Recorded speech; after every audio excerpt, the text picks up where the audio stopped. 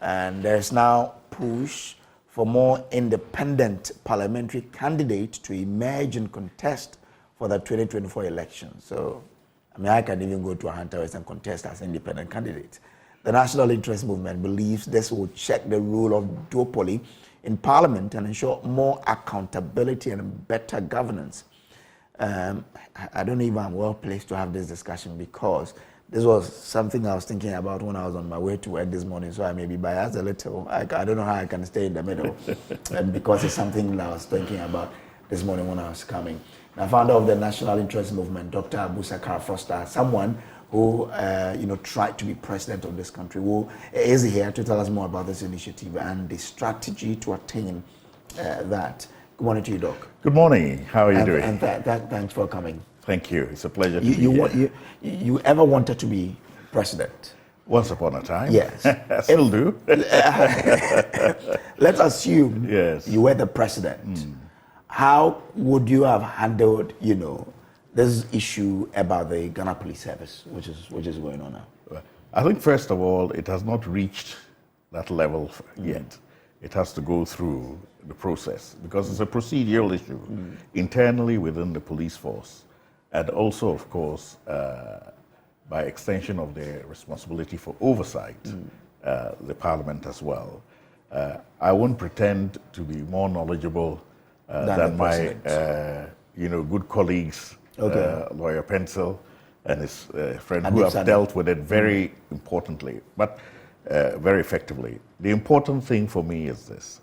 One, there must be a presumption of innocence because everybody is entitled to a fair hearing and he's presumed to be innocent until proven guilty. The second thing that we must recognize is that it's a force. It's not like other institutions. There's a chain of command, direct chain of command. And then thirdly, we must recognize the insipid and poisonous influence of our democratic politics, our partisan democratic politics, on all the institutions that exist in the country.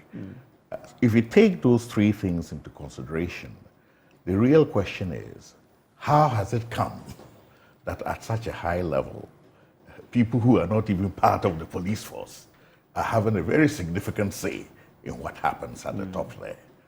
Also, how is it that, such institutions which play such an important role are only subject to the appointment of one person, the president?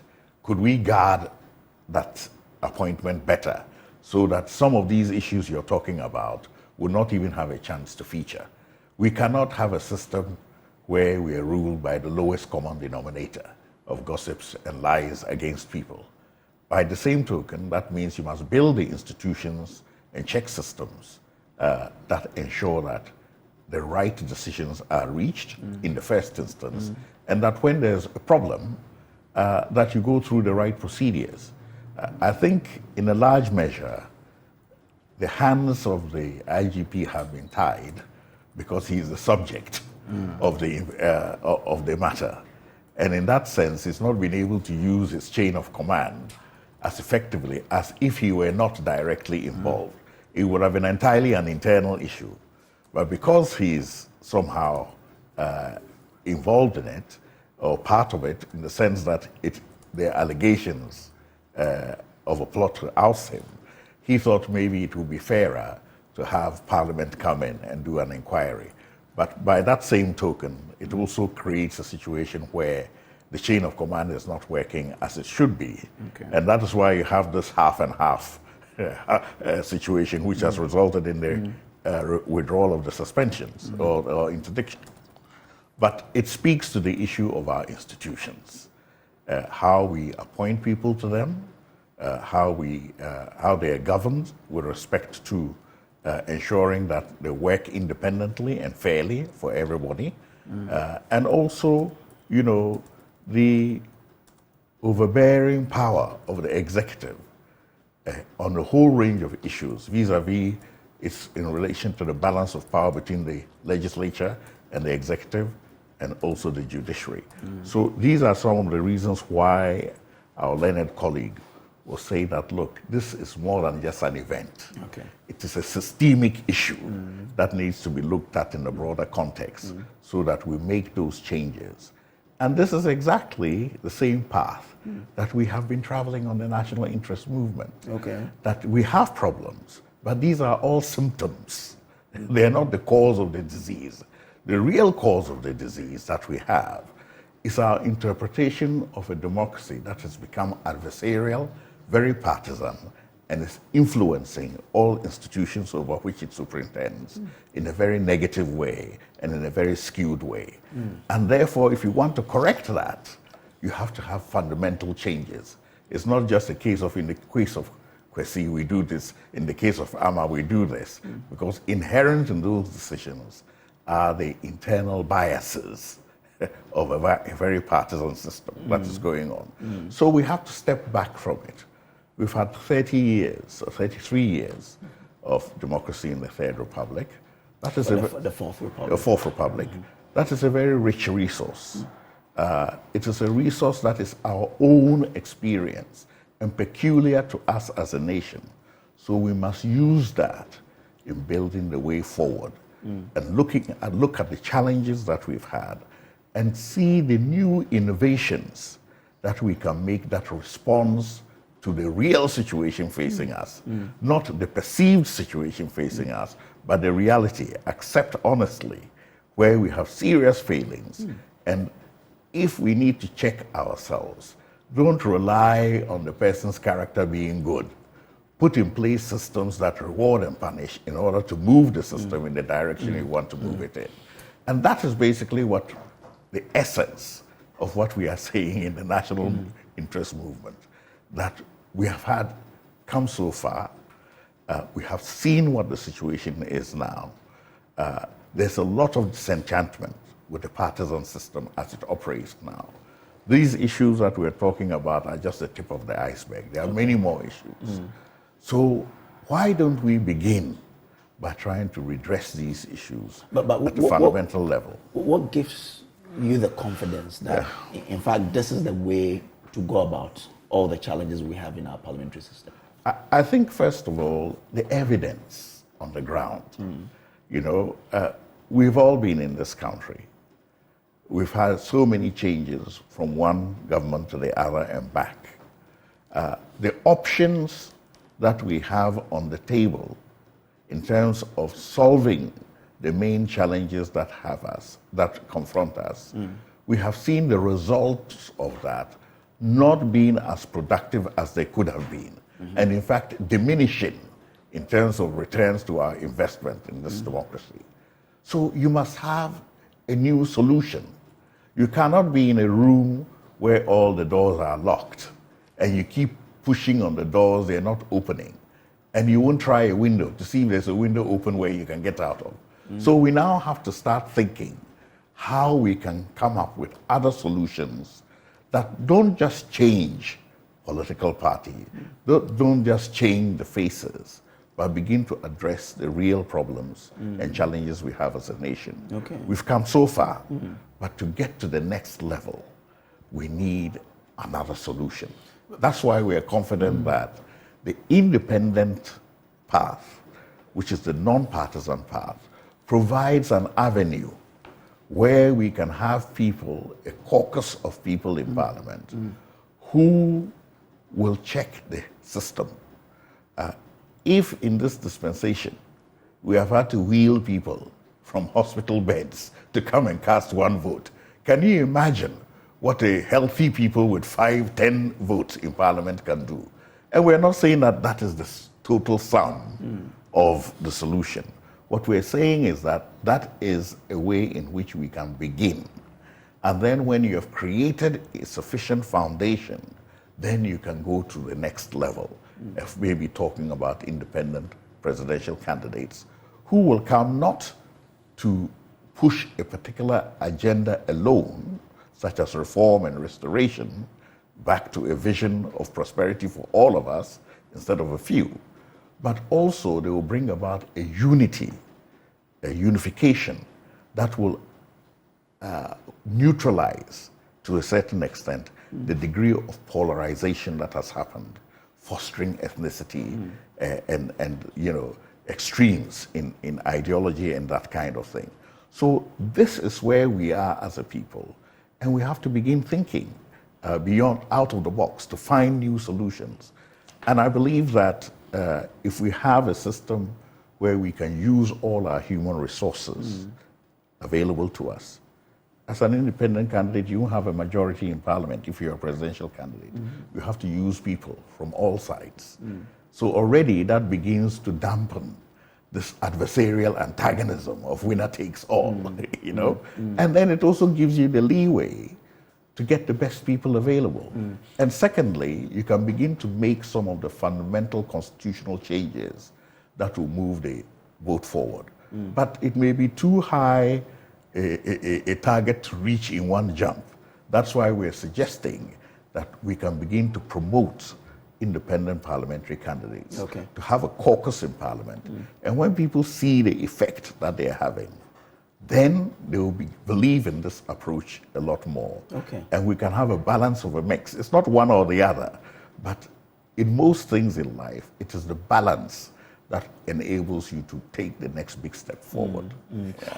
But it's about the grassroots, really. How do we get the people to, accept that the way to go is to push in non-aligned people in parliament? Well, I think first of all, you have to let them see what has been the result of your constituency always voting in this direction or that direction. What has been the result of you changing from one side to the other? There is now a lot of frustration in the system where people feel that, I'm not even going to vote. After all, it has not had any impact on me. So we are not going to tell the community why they should do it. They are already looking for a solution. What you have to explain to them is how the solution gives you more say over this person to represent your interests than ushering in the person on the in the palanquin of a party into parliament, and then he puts his party before you. But if you send him there as an independent candidate, then you are the person who directly influences him, because at the end of the day, he is not going to be controlled by the whip of either side. He is not going to have an executive to please. But when he goes there, he has to join either of the side. Well, join how? Simply because I'm sitting here does not mean I've joined you in the way you think. Are you with me? You can sit anywhere you like. What we're concerned about is what is going on in your mind and what you are going to say and the things you're going to stand for. So that is why it's very important that these independent candidates demonstrate that a member of parliament can stick by his convictions for a cause of reform and restoration, and also he can stick by his principles. And that gives confidence back into the democracy, as it were, so that people who are losing confidence in it can say, oh no, now we can see that the guys are standing by their guns. And we've all been in this country. We've all seen how a whole group of MPs, almost swore by Antoine that the man is going. Then they go to the executive and then fall on the altar of the executive and come back quietly. What happened? We've also been in this country where there has been a lot of talk about proper family values and attacks on an individual, but he stood his ground, even with the foreign interests coming in with all kinds of sanctions, he stood his ground. And that tells you what can happen in parliament and the degree of confidence that you can get in the person. So the parliament is our primary domain of democracy. And if people want to see it working better, then they have to begin to expect those standards of principles, sticking to principles, convictions, and also fighting for a cause, not just for a partisan interest. That is the issue at stake. Let me bring in at this point Dr. Mohammed Abubakar Sadiq. He is General Secretary of the National Interest Movement. Doc is joining us via Zoom. Doc, good morning. Good morning, my brother. Great to have you. What strategies are you using to ensure that the agenda is well prosecuted? Well, I think what we need to do is what we've just started doing. We need to communicate to Ghanaians in clear terms the consequences of what we've been doing for all these years. We have chosen ourselves that we want to be stuck to two political parties. As a result, these parties are taking us for granted all this while. They are taking us for granted because there are some inherent flaws in our democracy. To start with, the mode of selection of the leaders of our political parties is flawed. Leadership is for sale. Okay. Hello? We're on with you. We're listening. So leadership is for the highest bidder. If you have more money, and if you can get a cabal to sponsor your campaign, it doesn't matter whether you have credibility or you have the competence. You are elected to represent your party. And the people who are sponsoring your campaign are not philanthropists. They are investors. They are going to have to recoup their investment at some point. So we are presented with leaders who are incompetent and corrupt from the very beginning. Okay. It is clear that the process of selection of leaders in this country is corrupt, it's criminal. Vote buying is all over the place. This is not a secret. But this is how leaders climb to the top of the political parties that then contest national elections and lead onwards. So this is what we are telling Ghanaians. We've been taken for granted for far too long. This country has been so polarized that in order to even have access to simple opportunities for jobs and contracts, you must belong to Party A or Party B. Now, what about the grayscale? If you are not black or white, is there no chance that there are some people who are within the grayscale? Now, if you need a job now, today, you must necessarily belong to a certain party.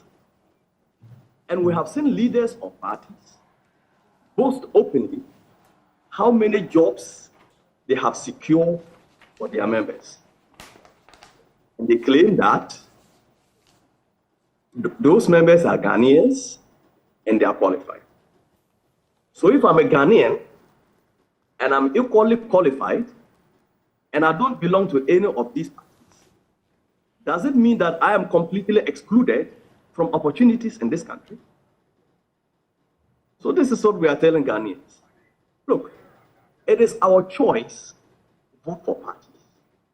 We have that power, and we are able to decide that we are no longer going to follow any party blind.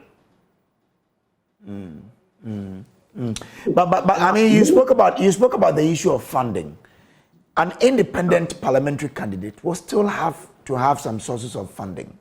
So, I mean, whether independent or not, you would have some people to fund you, and when you go into the office, you need to do their bidding of a sort. How do we, cure that to say that the independent candidate is more insulated than the one who is aligned to a political party? Okay, so we can have several modes of funding. For instance, we are proposing that stakeholder groups and trade unions would come together and select representatives from among themselves to represent their interest in parliament. Now, if a member is selected from a trades union,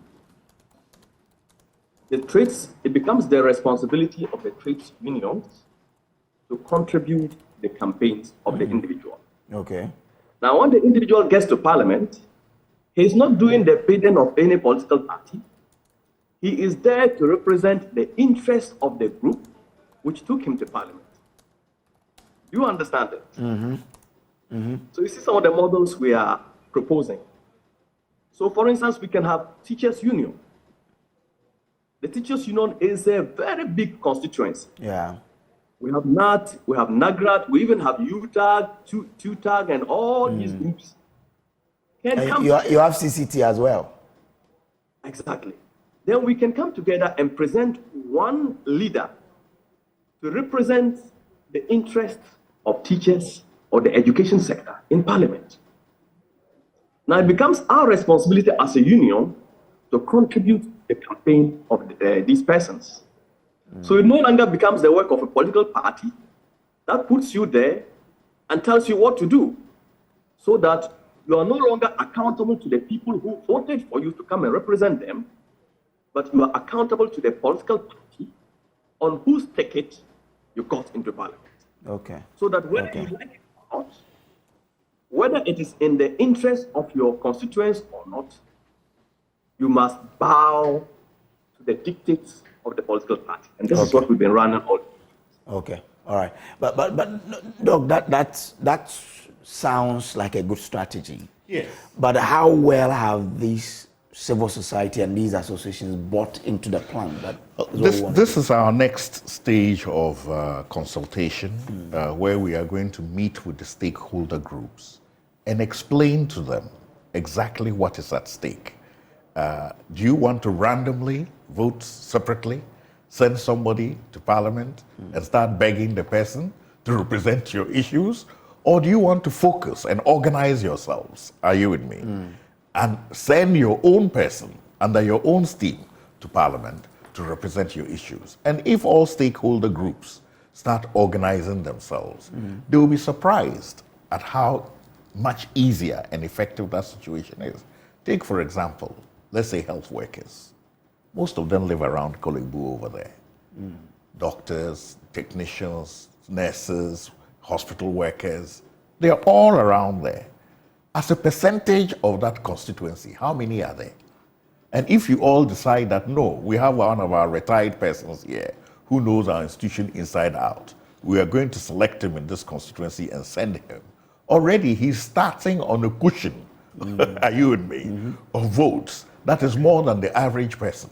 Secondly, if you liaise with the chiefs in that constituency and get their buy-in, the people themselves who live around there go to that hospital for treatment. So they know that these are the challenges and that this person will now get those beds we need. He will now get the number of nurses we need, etc. So we have to use the democracy, are you with me, to get what we want. We can't just sit helplessly and complaining all the time. Oh, they're not doing this, they're not doing that. We sent him to Parliament. Even when he's driving, he closes his windows and all of that. Those are complaints we have heard over and over again. The question now is, so what are you going to do about it? And then we can show you what you can do about it.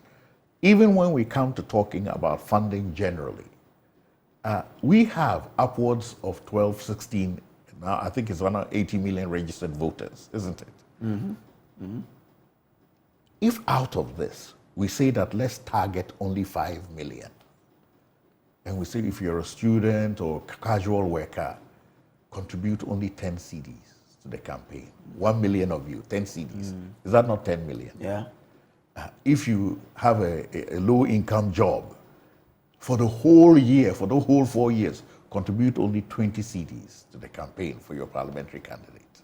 Is that not 20 million? That's a lot of money. And those of you who are in sort of service jobs, contribute 50 CDs, 2 million of you, or 1 million of you, that is 50 million. And then the wealthy people like you contribute 100 Ghana CDs. Exactly. Isn't that 100 million? Yeah, I can do if that. you add that all together, is that not 200 million? And if we say we will use this 200 million to send 10 parliamentary candidates to Parliament, are you with me? Are they not getting 100,000 each? Are you with me? That's a big amount for a campaign.